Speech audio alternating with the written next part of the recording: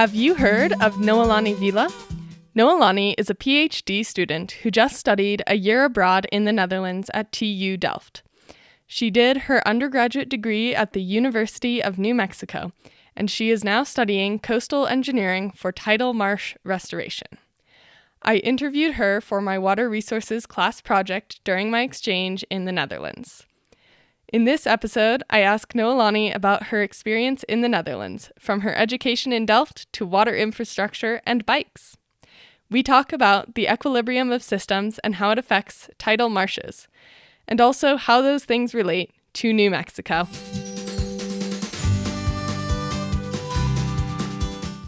So you said that you've been working on coastal engineering for tidal marsh restoration. So I wanted to start by asking you, what is coastal engineering? Yeah, coastal engineering is just anything related to shorelines and how tides, so instead of focusing on discharge or river runoff, we're now looking at tides, how that affects shorelines, whether through like erosion or flood. Pretty large box. So for class, we actually ended up going to the sand engine to see it, the sand motor. So I'm curious, do you have any thoughts about the sand engine and maybe like what its effects on the landscape are? Yeah, I'm not an expert in shoreline evolution or morphology, which is more of what that particular engineering project is focused on. So maybe for those who don't know what the sand engine is, basically it's a bunch of dredge sediments that they deposited onto the shorelines. And then the idea over time is that the waves will do the work, they say, and over time they'll get less shoreline erosion further down because you'll get these sediments depositing and kind of rebuilding. So it's trying to set a system into equilibrium. There's a lot of questions about it though, because it was dredge sediments. It was pretty experimental when it was done and implemented, and it was an idea created at TU Delft. So yeah, I don't know, what were your thoughts when you went to? Yeah, I thought the sand engine was really interesting, especially to see how when they make something that big that it actually started to create an ecosystem around the area and that it had more of a full-bodied effect than perhaps they anticipated. So I really enjoyed that part about it. So what was your area of focus for your Fulbright program? My research site for one of the chapters in my PhD is located in Washington State. And so that's how I kind of made this weird jump from fluvial systems to coastal systems. Because Washington State is where you're from, right? Yes, yeah. So basically in Washington State, it's a really large estuary, the Puget Sound. So tidal marshes can serve a dual purpose. The first purpose is, of course, habitat. And then the second purpose is flood reduction.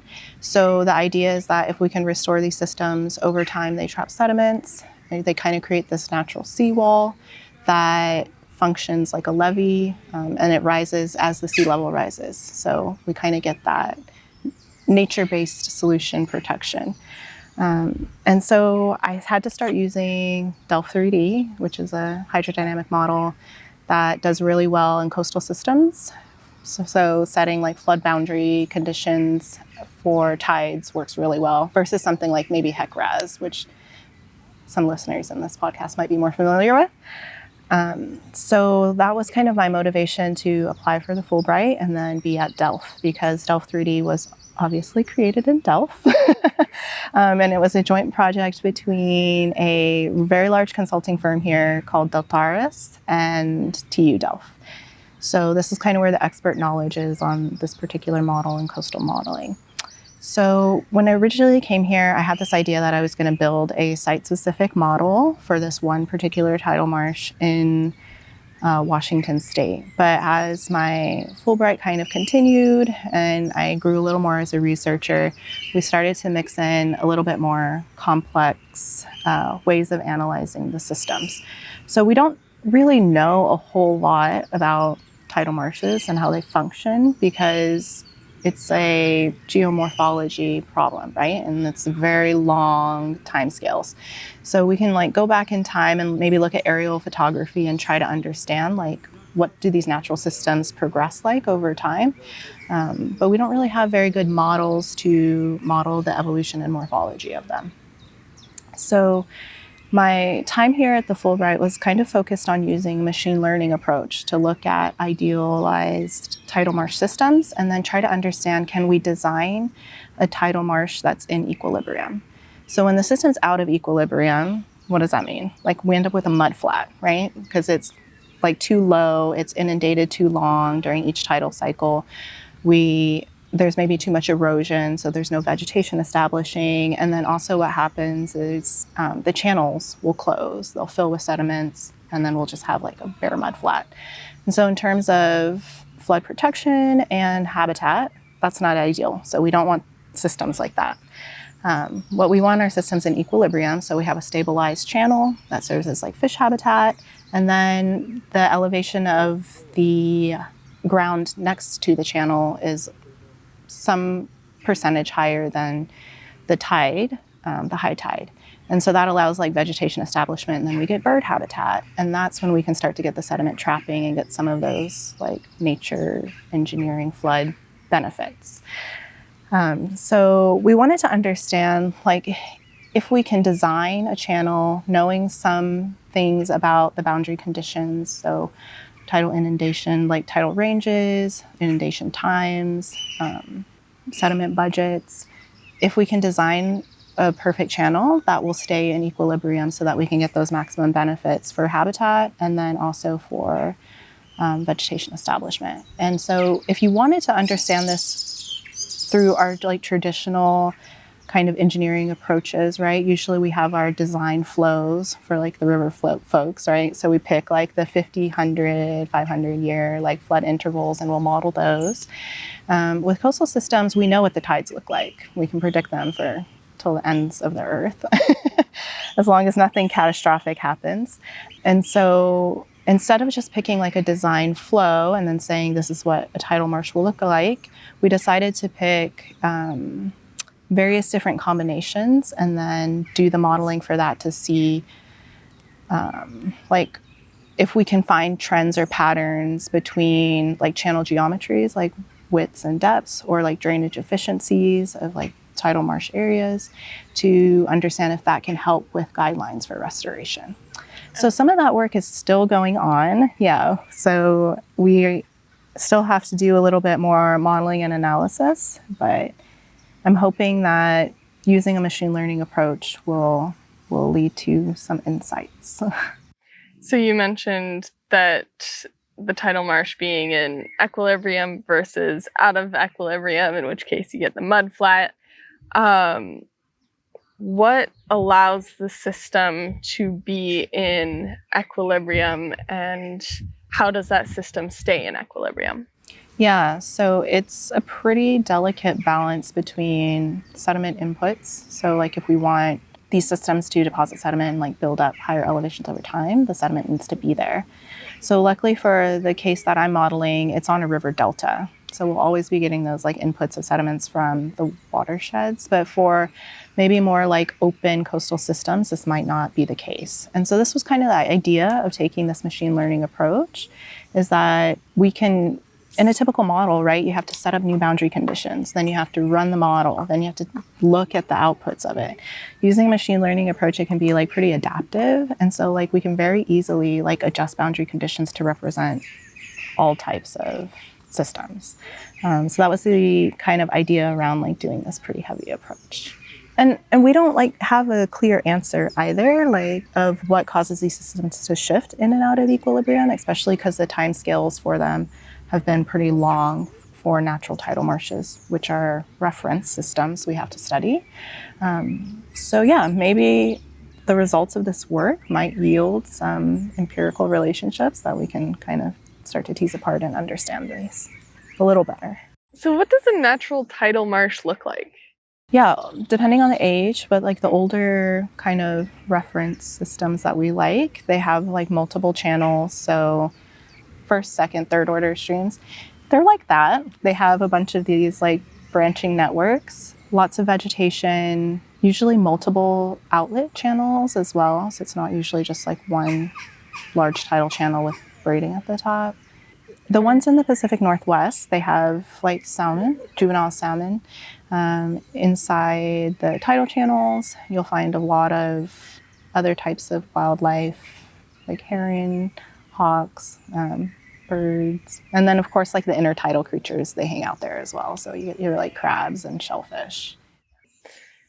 So when you say tidal marsh restoration, what exactly are you doing in terms of restoration? Are you helping to build the tidal marsh in the first place and let the flora and fauna automatically come in? Or is there kind of more of a planting efforts restoration? What does that mean? Yeah, that's a good question because it means a lot of different things for different people. So here in the Netherlands, one thing they really like to do is have marsh systems in front of their large dikes. And the reason for that is because it reduces the impacts of waves on the dikes, and they're hoping that it can like last a little longer and withstand some larger storms. In the Pacific Northwest, where I'm from, tidal marsh restoration means restoring ecosystem function. So it's not just like, let's get this habitat here for like some flood benefits. It's about, especially in Washington State, it's about creating salmon habitat. It's a huge part of our economy. I think anyone who identifies as like a Washingtonian or Pacific Northwester, they think of like salmon. So it serves a little bit of a different purpose. So I can speak to some of the work that was done in Washington, and it was actually done through levee removal. So they removed a levee and then let this old agriculture land kind of get inundated and go through its process of creating a tidal marsh. But they had to go in and excavate like a starter channel is what they call it. And then they did do like a little bit of transplanting, but depending on like the budget, right, things are going to be a little bit different. This particular site, they installed like a pump station, which I've also seen done here at a site on the Western Scheldt, on the like Belgium-Dutch border. So it just depends on like the purpose of the restoration goals is what it depends on, but yeah.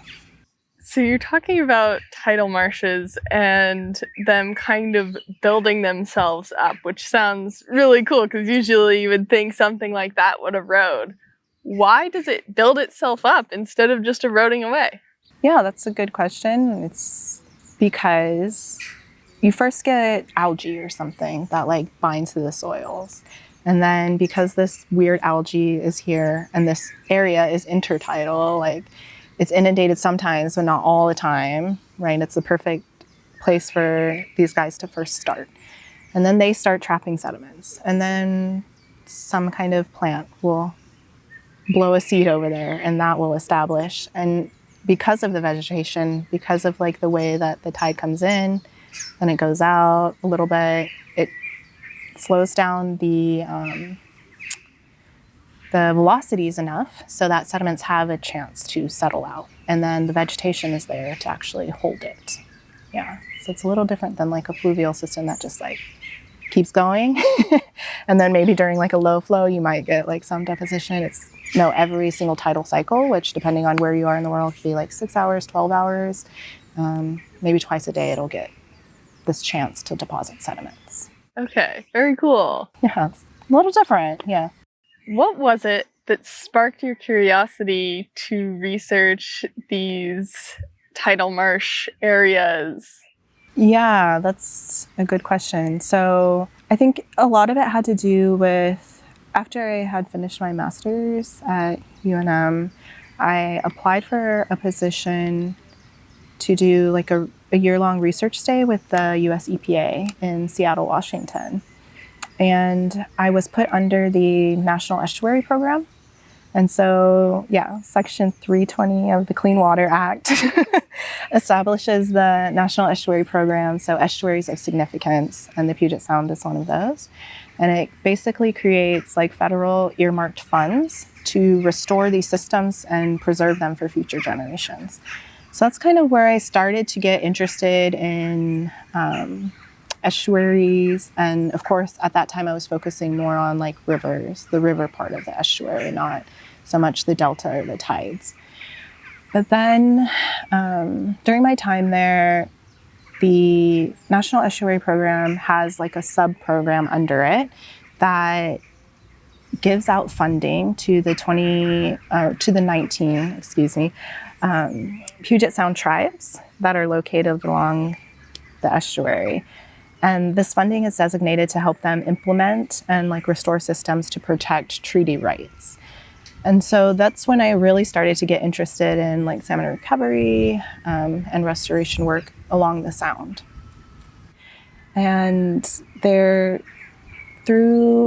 tribes going through their process with like the U.S. courts to establish treaty rights, they developed a tribal research consortia. So I don't know, maybe the equivalent of like a tribal consulting firm that only focuses on research related to treaty rights. And so that's kind of how I ended up doing this tidal marsh restoration work, is that one of my mentors and committee members, Gregory Hood, he works for Skagit River Systems Cooperative, which is this tribal-based research consortia. And there was a huge effort to kind of give back some of this agriculture land along the Skagit Bay, because the Skagit is very, very productive for agriculture lands. Historically, it was all an old delta, so those soils are very fertile. But what we're seeing happen is a lot of salt intrusion. So as we look into the future, these areas are not suitable for agriculture.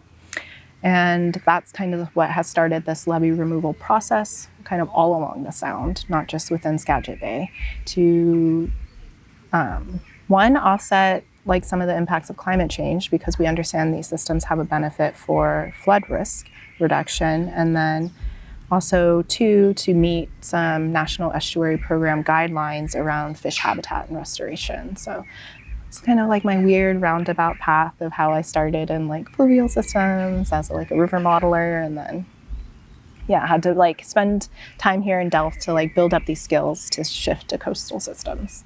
So was coming to Delft the reason why you applied for the Fulbright? It was. I never really saw myself living abroad. And if I did, I never thought it would be in Europe. Yeah.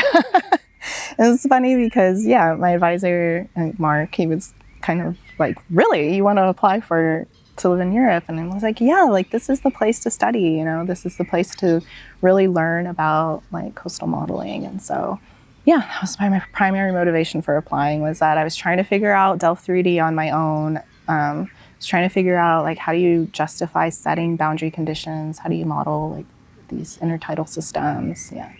And the Netherlands has a lot of this infrastructure and development around being a coastal area, right? What's something that surprised or impressed you when you came here to the Netherlands about how they manage their water? I think it's definitely a different like pedagogy towards water management. So this area has a lot of history dating back to like the 40-year war, like Spanish like colonization, or so I'm not sure if like you've seen at all during your time here in the Netherlands or going to different museums, but there's this concept that is like water as a weapon. I don't know if you've, so one of the things that they would do like during the 40-year war to like stop the Spanish from coming in and invading would be that they would breach dikes or levees to flood them out of villages. And that's just such an interesting concept to me because like, coming here from Washington State, I was like, I can't imagine like, I think, our country's a lot younger, obviously, and we haven't had like this internal fighting, but like breaching like a huge Army Corps or like Bureau of Reclamation dam, like, wow, how interesting. But then they've gone from that to creating these very complex like flood reduction systems, but it's still very much like water is something that needs to be managed, and they engineer kind of their way out of risk or impact. Versus in like Washington State, especially along the coast, which this might not be like a fair comparison because we are like an estuary system versus this is like an open coastal system. Like, yes, we need to manage flood risk for like infrastructure, but it's more like part of your identity as like a Washingtonian is like you live along the sound. Like we live with water, we kayak, and we take a lot of pride in like being located near this pristine like environment that like we've put a lot of resources and effort into protecting. And so we're like a little more naturally like in relationship with water, not just like let's control it, let's Not trying to control it quite as much, you feel? It's just something like you have to live with. And like, for example, this past December, there were like historic water levels from our king tides, and huge parts of like the city of Seattle were flooded, which is horrible, of course. But it's kind of like, well, we live with flood versus here it's like every little thing to like control flood, even as extreme as like the Eastern Scalp carrying. Have you been to that huge storm barrier? We went to two major storm barriers. We went to the Ashflodite and we went to the Mislanterkierg storm surge barrier. Okay, so those are a lot smaller. Okay. This one is, it basically like split the Scheldt and then the Atlantic, so that areas that were once like more saline salinity water became fresh water, and it really changed like the ecosystem along the Scheldt.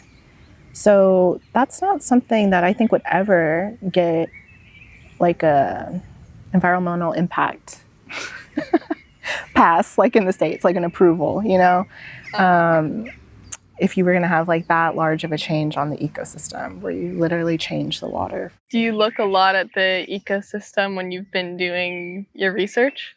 No, I really focus on just like the modeling of it. There's amazing geomorphologists or ecologists who kind of focus on like the plants and all of that, and salmon biologists, of course. But it's definitely something that's always in my mind as an engineer, because I think sometimes we do get a little bogged down in like structures, right? But in the end, like we are civil engineers, so it means we design for people, but also like it's important to remember the ecosystem as well, I think. I'm curious, since you're from Washington, was there anything that surprised you when you came to New Mexico and hearing about water in New Mexico as you were doing all your studies? Because it's something that instead of having a lot of, we have very little. Yeah, that's a good contrast. The similarities are like similar to like my region. A lot of the pueblos are like very much involved in water management and things like that. So that's one similarity. Some of the differences are obviously like the quantity of water, but I feel like if it wasn't for the silvery minnow, I don't know if there would be a ton of like conversations around like ecosystem services or ecosystem benefits, especially like in the Middle Rio Grande, in terms of like we need to keep a certain amount of water in the rivers. So that's a little bit different versus like in Washington State, if you mention anything about doing anything to rivers, people are like the salmon, like what's going to happen to the salmon? You know, no one's like, what's going to happen to the silvery minnow? They're just like, oh yeah, this, you know, listed endangered species we're supposed to take in account. But I will say, like, in the Puget Sound region, like people are very environmentally conscious, I feel like, because of the salmon industry, but also like their identity and culture of as like Pacific Northwesters. But I saw similar to that in New Mexico too. Like people are very conscious of like using water. Like for example, people will only water their like home gardens or things like that in the evenings to try to like conserve water. And then I think also I know there's like a lot of debate, especially at UNM, about like the purpose of the bosque and like how much water it uses. But I think that really helps people, especially like within the city of Albuquerque, like identify, okay, like this is why having these, environmental flows are important and having these like natural areas. So there's similarities in that way. But yeah, they are very different. Yeah, but it both comes down to fish. I find that interesting. Whether It it's does. salmon or silvery minnow, it's still, why do you need to do that? Fish. Yeah. Have you noticed anything about ecology or like thinking about ecology in terms of like what the Netherlands does? Like, are they thinking about ecology and salmon and that sort of thing, or do they look at it differently? Yeah, I mean, obviously, I just want to like preface everything with saying like I'm a visitor to this area. Obviously, like I've only been here 9 months, and I'm not Dutch, so these are just like my perspectives of what I think I understand. But yeah, I feel like there's a large movement, right, with this nature-based solutions or like engineering with nature, as we call it in the States. It's the same thing.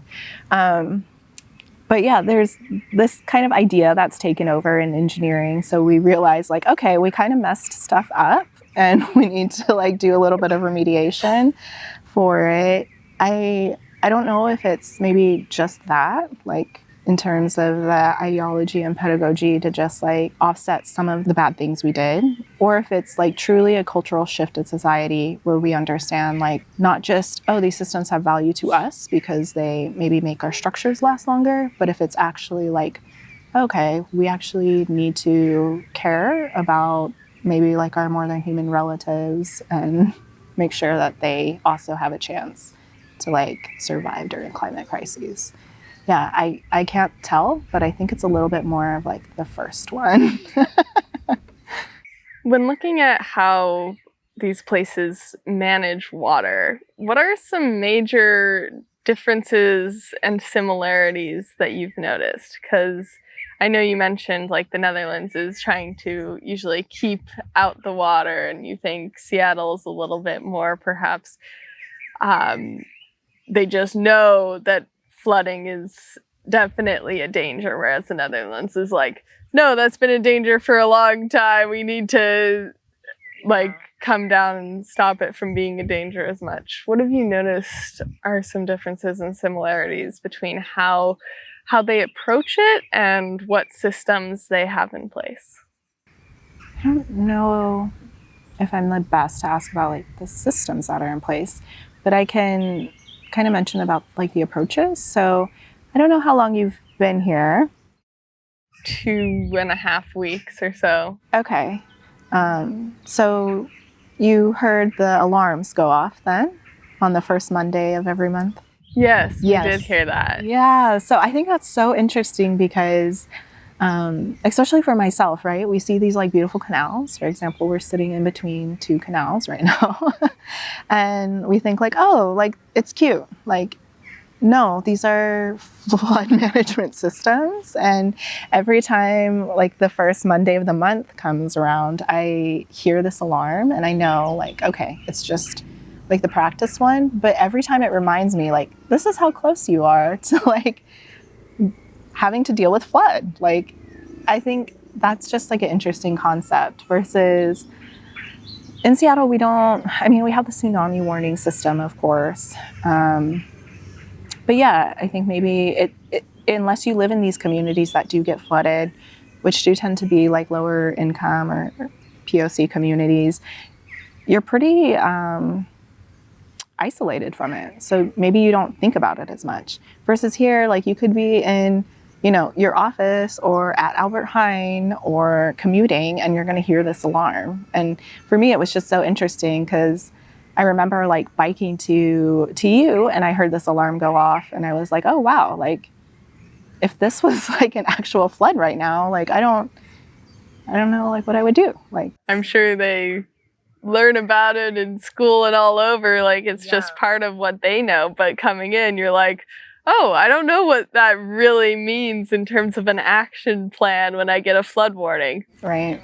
What about differences and similarities between these places and then New Mexico? Was there anything that you noticed in terms of how New Mexico approaches water or manages their water?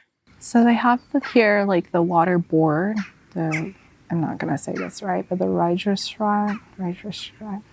My Dutch is really bad. And in New Mexico, they have that as well, right? Like the Middle Rio Grande Conservancy, the MRGCD, or whatever. Yeah. So there's those similarities where like parts of the water board are made up of like each community or like district's representative. So it's kind of similar in that way. There's a lot more funding, I will say. They put, because of all of like the canals and levees and all this infrastructure that they have to maintain, you pay quite a bit of taxes. Even as someone who's just a visitor, like you pay taxes to maintain this infrastructure, and it's a separate tax. It's not part of like your regular like income tax. It's a separate like yearly tax just for the water board stuff. Yeah, it's called like your water tax. And so maybe in that sense, because in New Mexico, I feel like there maybe isn't as much funding for like infrastructure or water management.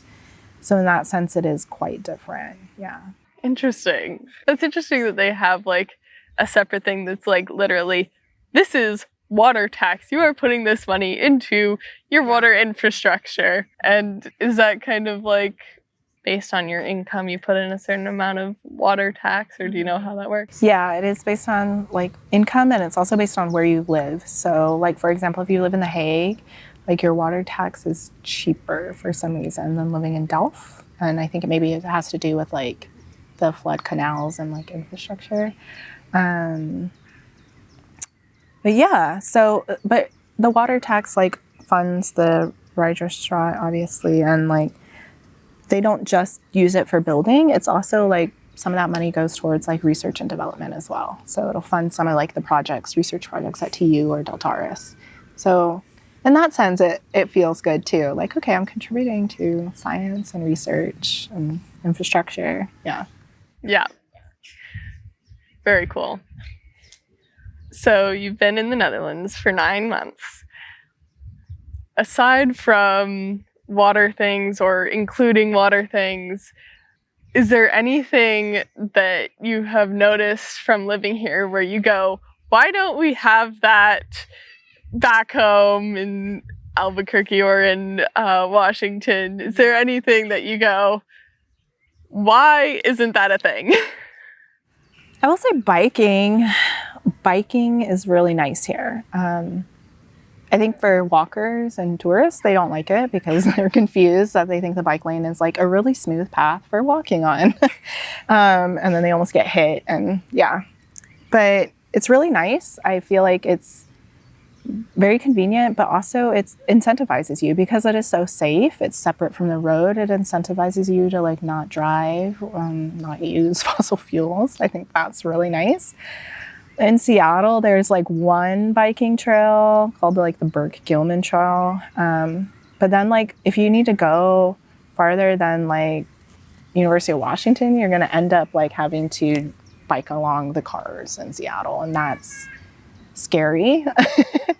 So that's one thing. I know Seattle has some public transport, and obviously the Netherlands has quite a bit. Yeah.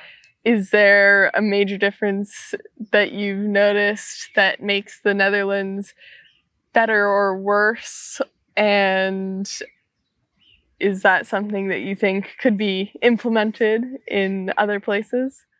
Yeah, the public transportation here is nice, the trains and all of that. The efficiency of having like a OV chip cart, you just tap and you don't have to like purchase tickets or really think about it too much. Yeah, there were like in the fall and starting up till about like Christmas, there were a lot of strikes that happened here in the Netherlands. So trains weren't running or buses weren't running or trams weren't running. And I think in that moment, I really realized like, oh, wow, public transportation is really essential to people here in the Netherlands. Not many people own cars. People rely on it for like daily commuting, which I mean, essentially would be useless in Albuquerque. Like if you had to use public transportation to get like to Why and would from. it be useless? Just because there's that, what is the one? The art bus? Yeah, there's that. And then maybe like you could catch 1 or 2 buses from like the Northeast Heights to like in town. But our current infrastructure doesn't really work for that, right? Yeah, and it would take like 3 hours to go like 40 minutes down the road or something. So yeah, there's that. In Seattle as well, like we have the light rail, which like gets you around north and south. But if you need to go like to some of the smaller neighborhoods kind of off the highway, it's difficult. Like you need a car or be ready to spend like 2 hours commuting on a bus. So yeah, I think that's a good perspective. But also like we have to think about scale too. So like the Netherlands is the size of 2 counties in my state of Washington. So like, yeah, there can be 2 counties with really good public transportation. But in terms of being like, we should have this in all of America, you know, maybe people in Montana don't want to take public transportation, you know, like, yeah. I will say too, one thing I appreciate is they have these things called like the local markets, so like the farmers markets. And I think I appreciate like being able to buy your food that way versus like in the States, it just kind of ends up in this like huge store and you're like, okay, like I'm at Safeway. Hope these vegetables are from this month, you know? So I think that's nice too. But Have you had to make any lifestyle changes being in the Netherlands versus when you're in America? so the Netherlands is very cute. I think that's like the perfect word, right? But everything's smaller. So like your housing is going to be smaller. So things like that. I think one of the things I really reflected on though during my time in the Netherlands was consumerism, like American consumerism. I just never had like a reference to like compare it to before. But after being here in the Netherlands, I was like, whoa, like I do consume in times when I don't need to. I don't know if you've like been out and like to like takeout places or whatever, but they don't give you silverware. Like you're not going to waste plastic on that, you know? You're going to get maybe like a wood spork thing to eat your food with. They're not going to give you like 30 napkins at once. You'll get like 2. You can make it work with those 2. I think I don't know if I fully understand this yet or if I ever will, but I think like the Dutch sense of community is more like we take care of us, and if we do our part and look after ourselves and like don't become a burden, like everything else will be okay.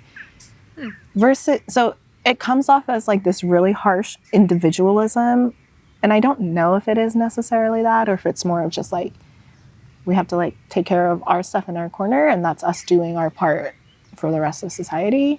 But in the States, it's not like that, right? Like it's, well, depending, I guess, on where you are, but yeah, it's a little bit more like communal. People will try to like invite you out to stuff. Like Dutch folks, you really need to schedule in advance with them, like significantly in advance, like not 2 days before. So that's something I had to adjust to a little bit. The form of communication, it's like a little bit more direct, which I think people have a hard time with because it seems like it's being harsh or rude, but it's like, no, these are my needs. And so like, if you want to like interact with me, here's how to do it. Yeah, everyone's significantly taller than me here in the Netherlands, so that's been a little bit of adjustment. This is my first time living abroad, so of course that was an adjustment as well. And then being from the West Coast, the time change, so family is either like going to sleep or just starting their day, depending on like what time I call them here. You mentioned consumerism, and one of the things that I've noticed here is that they have a lot of little corner stores, like an Albert Heijn on every corner, you know, and they don't have these huge super Walmarts or that sort of thing. Do you think that that makes a big effect on the consumerism thought, or do you think it's more other factors, or what do you think? Like you do see at Albert Heijn on every corner. I think that has to do a lot with people bike though. So you don't want to like bike a ton of groceries from halfway across town. But I think it originates from like the Protestant culture. So there's like this idea in Protestant religion that like you're not supposed to show off you have wealth. Like it's okay to have money, it's okay to have like wealth, but you're not supposed to show it off. And so I think that kind of maybe influences some of the consumerism here too. Like people aren't going to buy the newest iPhone just to show you they have the newest iPhone. Or yeah, the basic needs are met. The old canal houses, they're all like stacked right next to each other, so you can't, it doesn't even make sense to try to buy like a huge mansion here with like a ton of land or whatever, like not like the picket fence like the American way, you know. It's just like, okay, we have a canal house, like we have the little things we need. Yeah. They also don't have the space for huge mansions with acres of backyards, right? Yeah, the space isn't here. That's part of it as well. So yeah, I've noticed everything here definitely feels a little smaller, especially just like when you're looking at these houses that are just next to each other, you know, and it's like, actually, those are multiple apartments within those houses. No, backyards, no. They have canal spaces and a lot more parks, it seems like. Mm-hmm. Yeah, like more shared spaces. So you mentioned also education. Is there any major differences that you've noticed between your education here in the Netherlands versus like New Mexico and Washington? Yeah. I can only really speak to like the PhD part of it, but one thing I've noticed is so in the States, right, like if you're going to get a PhD, usually like sometimes you'll be under a teaching assistantship. So you'll have to TA for a little bit and like your courses will get paid for or whatever, and you'll get a small stipend. Most of the time though, like when you're applying to programs, they're recruiting you for like a research assistantship where you're getting paid to do research. So it's kind of like a job, but not really, right? Because you're a research assistant, but you're still a PhD student or a candidate or whatever. Here, they are very much more like employees. So some PhDs within the department that I'm in are funded by Deltaris, the consulting firm that I told you about. And they are treated as employees. They don't take courses their first year, even if they already have a master's. I know a lot of people were like, well, if you already have a master's, I'm like, no, like in the States, even if you have a master's, you still have to take like a year of coursework. They don't take courses. They do these like continuing education kind of workshop things that they have to have a certain amount of credits for, but it'll be like maybe 4 days, 1 week out of the year or something. So yeah, they are expected to spend like a lot more time just showing up like 9 to 5, working. And then they do like a go, no go meeting, which is like in UNM comparison is the equivalent of the qualifying exam. And then after that, they just publish their 3 papers and then they're done. And it's pretty standard, unless something really goes wrong, that you're going to be done in 4 years, you know. Versus in the States, it's not really like that. Your first year is kind of a wash for research, to be honest. Like you'll get a little bit done and you'll learn a little bit of methods, but you're taking courses full time. So most students in the States, I feel like, take 5 years, and it's normal. It's considered normal to take that amount of time. You're also not treated as much as an employee. So if you want to do things like apply for a Fulbright and spend a year abroad, like it's okay. You're not under like a tight contract with a company. But like, yeah, not to do like a comparison or anything, but there's some benefits to that, right? Like you get paid a little better maybe, and then also the status of your funding for the full 4 years. Sometimes, like in the States, something can happen or a grant finishes and then your advisor has to find a new grant. I don't know if one system is better or not, because I don't want to do those weird comparisons. I'm like, this country's better. But it makes a difference, right? It makes a difference. So depending on the individual, maybe they just want to pick up as many skills as possible in like a quick time and they want a clear end date, or maybe you want a little bit more time to like explore and learn, or maybe you want to do like what I did, which is kind of crazy, to shift from like studying one type of water systems to shifting to coastal from fluvial systems. And yeah, being structured as a PhD in the States, it gave me that freedom, versus here at TU, like when you sign the contracts, they already have like the project topic picked out for you. And so that would never like be a possibility. So yeah, I don't know. It's give or take. So have you taken any courses here then, or no? No, they record like all of their courses, and then they're actually like, you can go watch old lectures. Yeah. So I've done a little bit of that, but the courses are really designed here for master's students. They're not, so you're not going to see a PhD really sitting in a course at TU. But yeah, they have like their coastal engineering textbook that they wrote here at TU online, available for free to download. Yeah, little plug if anyone's interested. But yeah, so I never like took a full-on course. Mm-hmm. Yeah. Yeah, but I did like little certifications. So Deltaris will do like their coastal modeling course you can get certified in, and then they had like a morphology one, or morphodynamics one that I took, and then did the certification. So it was kind of course-like for 2 weeks. We met for like 3 hours. And very cool. So what does the future hold for you? Are you going to continue looking at these coastal systems, especially like, are you going to go back to the Puget Sound area and continue looking at that more, or what's your plan? Good question. Ask myself this question a lot. So this was my 3rd year, so I'm hoping to like wrap up the PhD here pretty quickly. I would love to stay within the Puget Sound region. I need to do my licensure process, and I see myself having a PE license in Washington State, but I would like to continue to keep working in these intertidal systems, and I would really like to do a postdoc as well, focusing on the Puget Sound area, looking at clam garden restoration instead of salt marshes. So tell me about a clam garden. What is that? Yeah, what is a clam garden?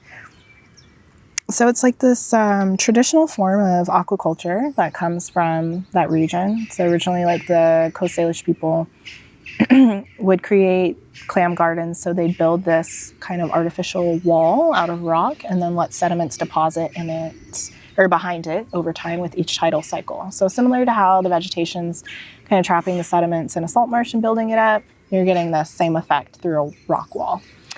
But as these like sediments build up and they're trapping plankton and algae and getting them a chance to like hang out in lower velocity waters, you start to get shellfish develop there over time. So it's kind of like a natural shellfish bed, and it's created like the ideal conditions for them to thrive. So you get very, very high levels of harvest out of these, pretty like old systems that it's older, I guess, technology that was been used since time immemorial in the region. So it would be a similar type of like modeling work, probably would still use Delft 3D. And then, looking at like sediment deposition over time. Yeah. Yeah, very cool.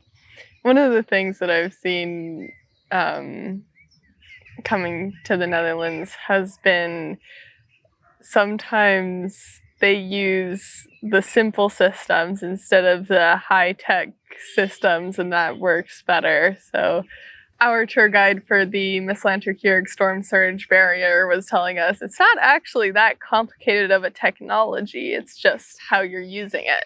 And then also it's like, they bike everywhere. The bike is a much simpler technology than a car, and yet that's what they're using, and in many ways that works better for them. And so that's been an interesting thing that I've noticed is that it's like, oh, sometimes simpler is better.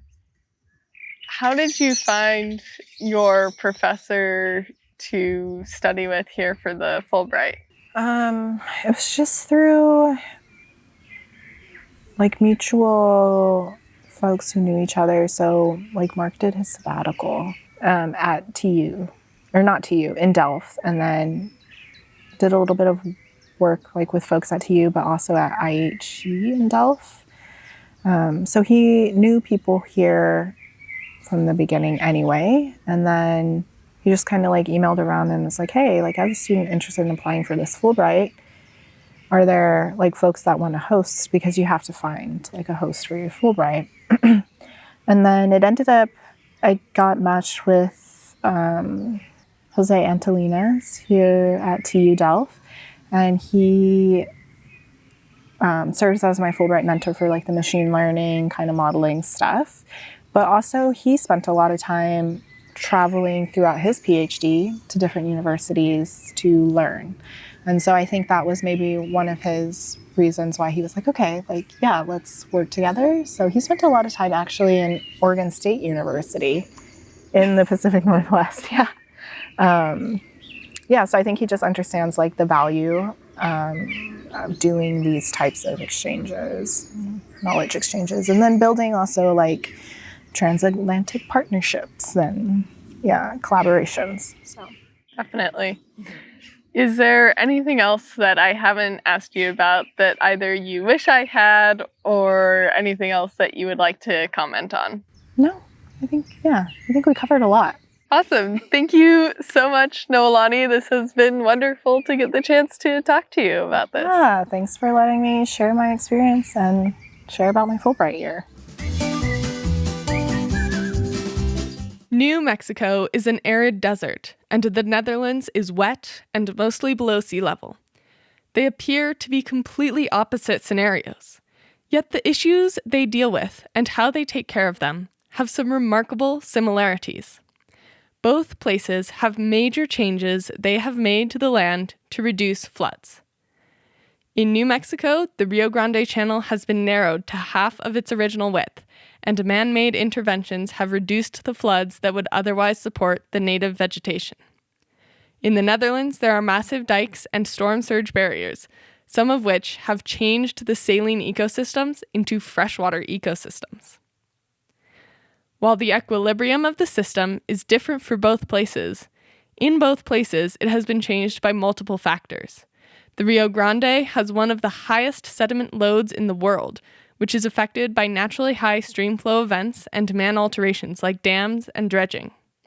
The Netherlands has man-made canals in almost every community to direct the water of various rivers for flood management and navigation. In spite of their differences, both places have to deal with drought. For New Mexico, it is an age-old problem of whether there will be enough water. For the Netherlands, it is a matter of having the right amount of water at the right time and in the right place. Humans have altered the environment in both places, and in both places, the communities that live there have been shaped by water. I am Jamie Ritchie, the host, editor, and producer of this podcast. Thank you so much for listening.